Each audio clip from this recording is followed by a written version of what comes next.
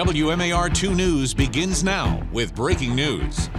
For WMAR2 News, I'm Erin McPherson. We have breaking news out of Annapolis. Governor Larry Hogan is addressing the rise in anti-Asian crimes and violence. Let's take a listen. I gathered a number of leaders from the Asian American community in Ellicott City as we visited several businesses that were recently vandalized on Lunar New Year. This COVID-19 pandemic has been a challenging time for all of us, but Asian Americans have had to deal with an additional crisis, a sharp and alarming rise of racist rhetoric, vitriol, and harassment directed at them simply because of their race, ethnic background, or national origin. Nearly 1/3 of all Asian Americans say that they've experienced some form of discrimination since the pandemic began.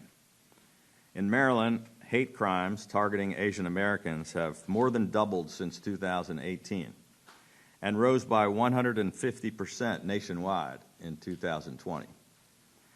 That hits close to home for me and my family. Like so many of their fellow Asian Americans, my wife and our 3 daughters have had to contend with some of this throughout their lives. But in recent months, all across the country, we have seen hurtful words and gestures turn into villainization and violent attacks, and many of which have gone unreported and unpunished, including attacks captured on video where witnesses fail to intervene and to help the victims, and social media challenges that actively encourage people to attack Asians. Our Asian American community is facing challenges worse than we've seen in decades. And I've been calling on more leaders across the country to speak out against this threat the way that my wife has. I'm very proud of the First Lady's courage and passion in condemning the attacks against our Asian American community. But as I have been saying for weeks, words are not enough, which is why I immediately directed the Maryland State Police and all of our state law enforcement agencies to increase enhanced visibility patrols and to provide additional protection for members of the Asian community. We issued awareness bulletins in an effort to ensure the safety of Asian-owned businesses against further attacks. And we've been encouraging anyone who is a victim or has witnessed a hate crime to please come forward. All incidents can be reported by calling Maryland's Hate Crimes Hotline at 1-866-481-8361. We've also been pushing law enforcement and prosecutors at every level of government to vigorously investigate all hate crime allegations and to prosecute them to the fullest extent of the law.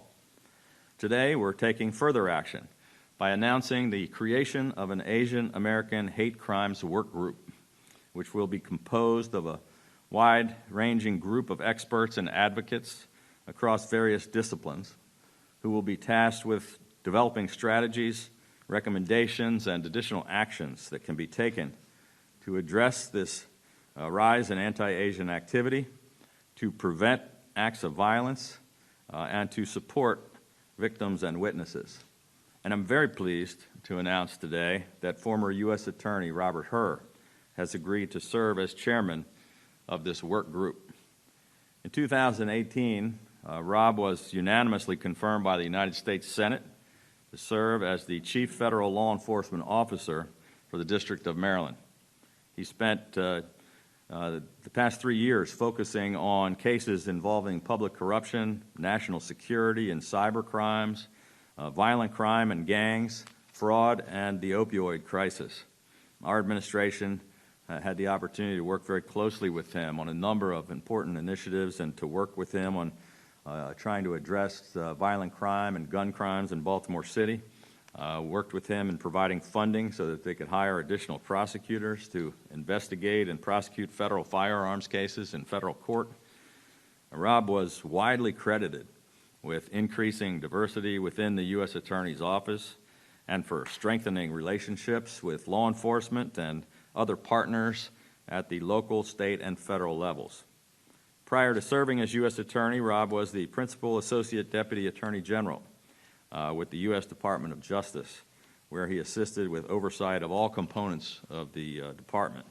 He also served as an assistant U.S. attorney in the District of Maryland, where he prosecuted crimes including gang violence, firearms offenses, narcotics trafficking.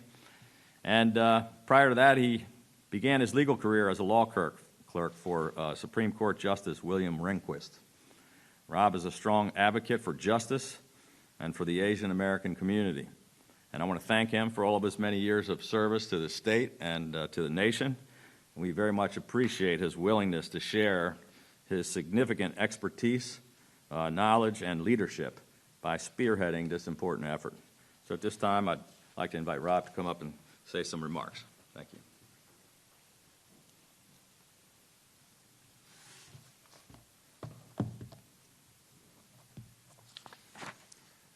Well, thank you so much, Governor, for those very kind words. And good afternoon, everyone. As an Asian American, I am so grateful to Governor Hogan and the First Lady for focusing attention on the important issues of bias and violence against members of the Asian American communities in our nation. And I am very thankful for the opportunity to be part of the solution. Conversations about subjects like race and racism can be extraordinarily awkward and difficult.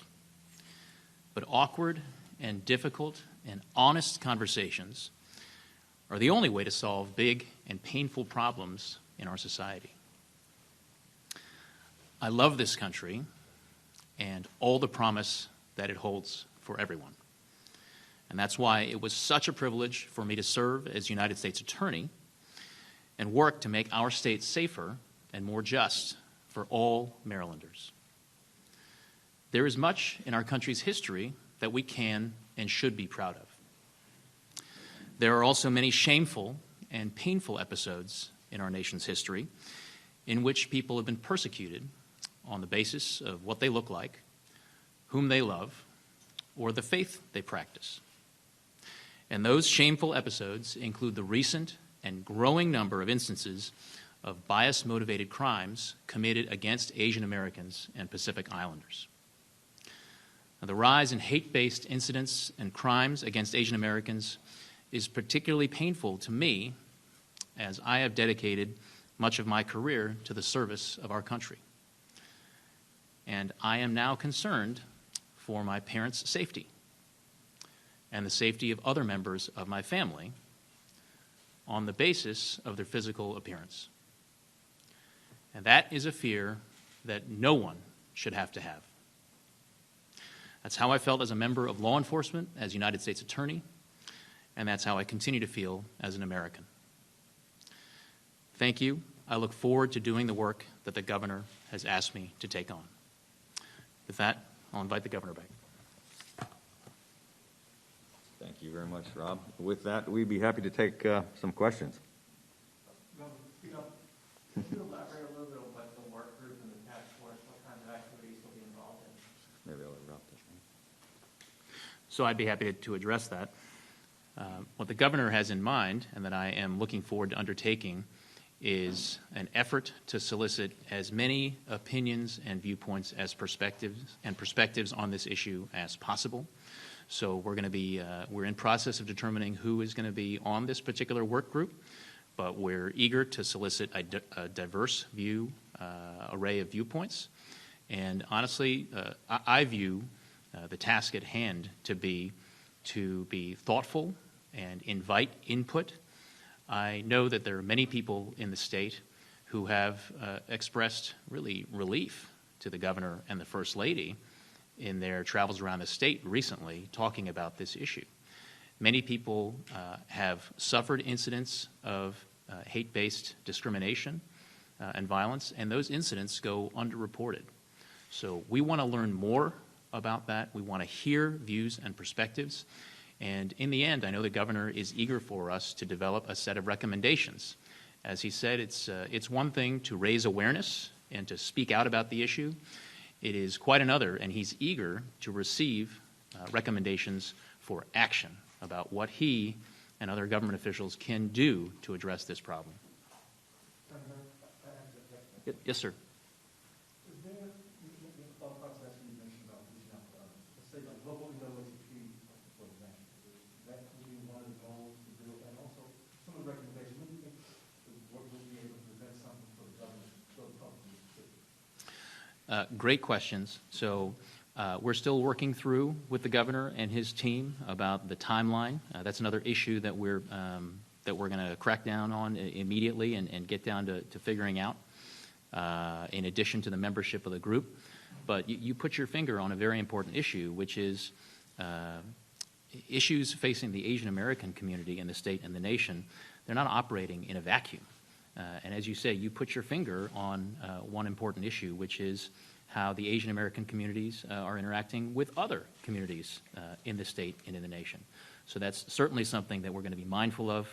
And again, we want to have thoughtful, candid, potentially awkward discussions about that subject, but that's certainly part of the deliberation that we're planning on engaging in. Madam First Lady, could you, I don't know if you know the answer, but can you talk about sort of what have the conversations been like with your family in this past few months since what's happened in Georgia and other areas?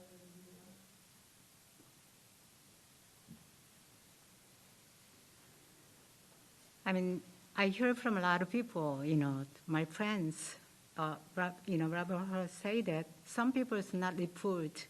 Not only Korean Americans, Chinese American, and other Filipino American, lots of, well, same as me, first generation, they didn't report long time, they not used to report to this thing is, but it's a long history about that. So we try to now, we are same idea. Well, we have to show, this problem is we're gonna future, we don't have give the next generation, we don't want to do that. Then also our grandkid generation, same. They're born here, they're third generation, even though some, fourth generation, so same as all Americans, so. Thank you. We have had these conversations a lot in our family. Our 3 daughters are very concerned about our 4 grandkids, and we've had long conversations. We had a family Zoom with everybody where they were just pouring out, telling all the stories of all the things that happened to them throughout their lives. Our youngest daughter, her best friend's mother was attacked at a gas station, and she was afraid to come visit us with our grandchild, with our granddaughter. And our middle daughter, had a friend that was somebody she went to law school with here that was getting on a plane at BWI as people were making racial slurs at her in front of her kids, talking about the China virus. I mentioned before the First Lady's assistant who doesn't want to run anymore in Howard County because a car pulled over, scared her to death, cut her off, and started screaming racist slurs at her. Her mother had a similar experience at the grocery store. I mean, these are conversations our daughters saying, much like the former U.S. attorney said, he was worried about his parents, and our kids are worried about their mom. These are conversations that not everybody, I think not everyone was aware of, the kinds of feeling. And Rob touched on it when my wife and I were in Ellicott City visiting the businesses. Like 10 people came up to me and were pouring out their stories of the pretty violent things that were happening to them. One woman that owned one of the restaurants said she was attacked in the front parking lot, and that all of her workers no longer go out the back door, that they all have to leave together because they're afraid. We had somebody else tell us a story about their home being vandalized repeatedly. And, many of these people didn't report crimes. They just felt like they could open up finally. But these, a lot of times, first-generation immigrants, and they weren't sure anybody was going to do anything, and they weren't sure that, how to go about reporting, or they just kind of kept it to themselves. And some of it is a cultural, our kids talk about how they were raised not to try to assimilate and to not make waves and just work hard and don't speak out. And so we're seeing younger people that are having the courage to speak up. And we're hoping that some of these other folks will come forward. And you know, we're hoping that a lot of those people will be able to talk with Rob and his team as they're putting this together. Hey, Governor, based on what you just said and the stories that you've heard as you've gone around with Howard County, for example, what kinds of recommendations, what kinds of actions are you hoping to get back from this work group? Well, you know, we talked about some of the actions we've already taken with respect to all 5 state police agencies and sending out bulletins, working in conjunction with all of our local county police and sheriff's departments, and in coordination with the state police and others. We're going to get input from prosecutors here in the state. Obviously, Rob's experience at the federal level, his knowledge of hate crimes in the Justice Department. You know, we haven't said, here's what we want you to come up with. We're giving him free rein to help put together a really great group of folks. I'm not one for, you know, work groups or commissions or committees or task forces that don't do anything. So I have a predilection for action, like we did with the Equity Task Force, you know, headed up by General Burkhead. They're taking action every single day. They're not just getting input. They are getting input from the community, but then they're acting on it immediately. So I'm hopeful that we can find some recommendations from this group that we can act on right away that can make a difference. If you're just joining us, Governor Larry Hogan addressing the rise in anti-Asian hate crimes and discrimination. He's talking about the action they're taking instead of just talk. He created the Asian American Hate Crime Work Group, which the chairperson leading that is former U.S. Attorney Robert Hur. And they were talking about what their plans are for this group to hopefully get more people in the community to come forward, whether witnesses or victims of anti-Asian hate crime. We will have much more on this on our website, WMAR2news.com, as well as coming up on WMAR 2 News at 5 o'clock. We'll see you then.